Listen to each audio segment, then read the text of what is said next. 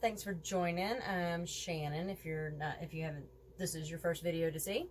I'm sure those of you that are seeing this is not your first video. So anyway, so for a year and a half now, I have been doing Airstream renovation.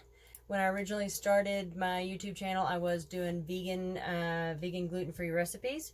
Right now I'm just doing vegetarian. I'm not worrying about the gluten-free, but I will always do, I'm doing vegetarian, vegan, gluten-free, whatever. So on occasion I will have recipes that are just kind of whatever I feel like cooking. So coincidentally, the first one I'm going to do for y'all is going to be an Asian, it's based off of peanut noodles, but I don't like peanut butter.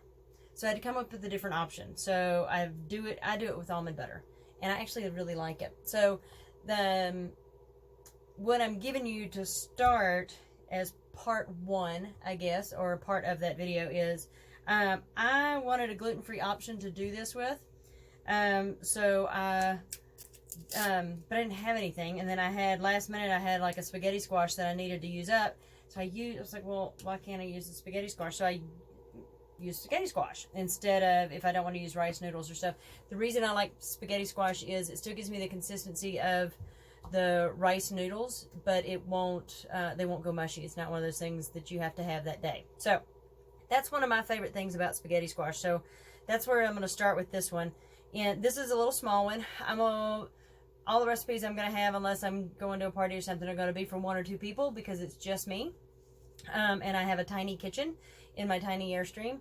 And so I'm having to do things like with a toaster oven or a smaller skillet or something like that, even though I do have a 4-burner oven or stove.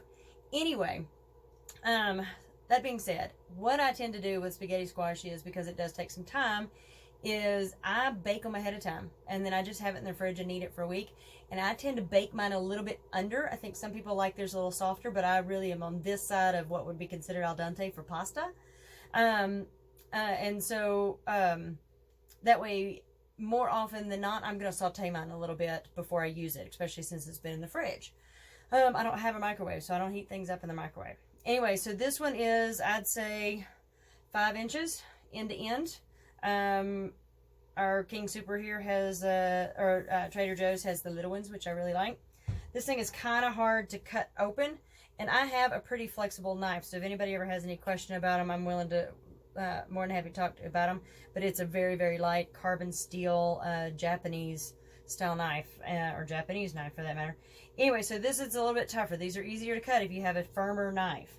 So I just go in and down. And that's where you're going to get into the trick with getting these, is the thing. It's hard for everybody. Bang it on the table. Get that leverage. So if you go to struggling with it, it's not just you. It's just nature of these little buggers. Anyway, so when you cut this open, you're going to have the seeds, right? So I just go ahead and get you a spoon. I just have a big one that was left from something I did, some cooking job I had. It's like a bigger, it is just a cheap stainless steel, nothing spoon. Anyway, and then just scrape the center out.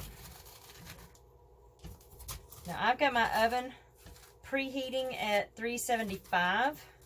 I always do it at 375, 385, sometimes 385 in the toaster oven. It's a little cold outside, so I turn it up a little bit because, you know, they don't hold heat like a regular oven does. So get this scraped out. This is super easy. This is just the basic. I don't do anything fancy with this because I'm going to use it for multiple things. I've used it for spaghetti. I've used it for this. I've literally just sauteed it with some salt and pepper and a little butter or something and eaten it just like that.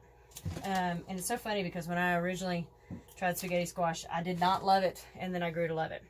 So I've got that nice and cleaned out. Have a little cookie sheet. I go ahead and line it with foil. And if you can, try to save your foil. You know, we still need to save the planet. Our grandkids are, if you have children and grandkids, will thank you for it. In this case, I'm using a little sesame oil because it's what I have. Typically, I use just a olive oil, but I ran out. So just a little drizzle of oil. This is a really light sesame oil, so it's not really going to give much flavor to it.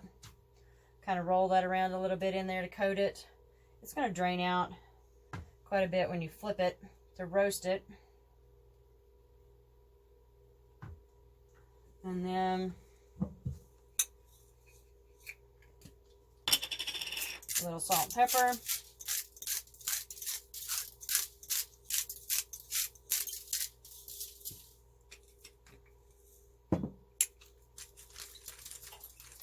I love my little French pepper grinder. I just wanted one. My dad had one. This was his. So when he passed away, it was one of the things I wanted to make sure I kept. But he had one that I really liked that had a cup on the end, and you could fill that sucker up, grind up quite a bit. That is it. Then flip it. I keep it, like I said, I keep it super simple. Flip that over so you want hard side out.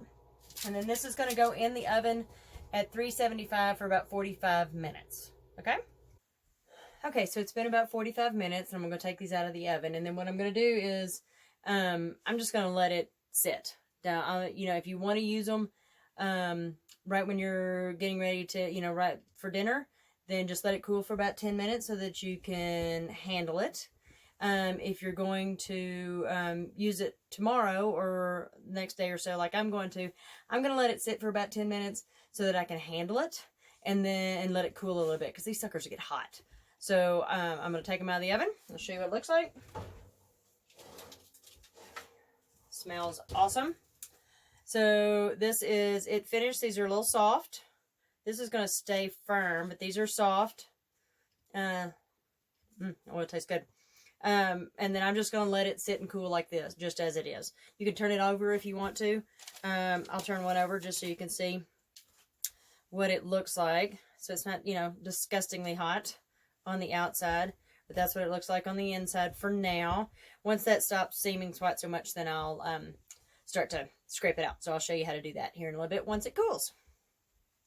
Got them sitting here. They've been cooling a little bit.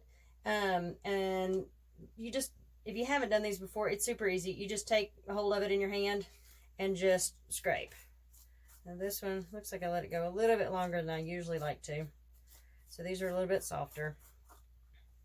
But as you can see, it starts to string like little strips of spaghetti. Hence the spaghetti squash, right? So this one was a little softer than I normally like, but it's still perfect. The only reason I like to do it a little bit firmer normally is when you go to saute it, it does help a little bit so it didn't clump up.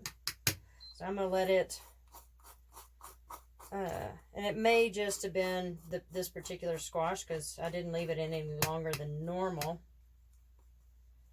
So I just let it sit.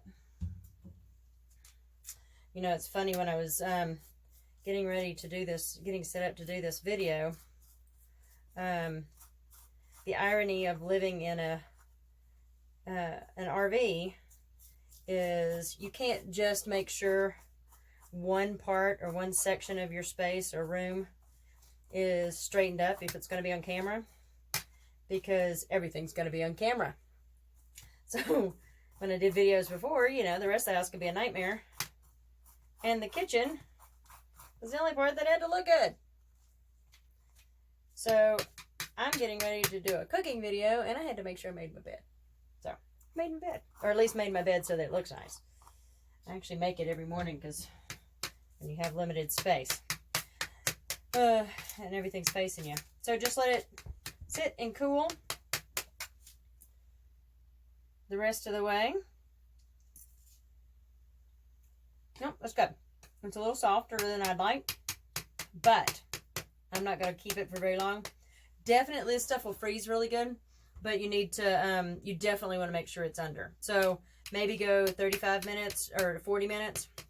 I may have had I think it was just this particular spaghetti squash was just a little bit softer. So anyway, that's good. Just let it sit, get nice and cold, and then you can put it in a container. You can put it in freezer bags.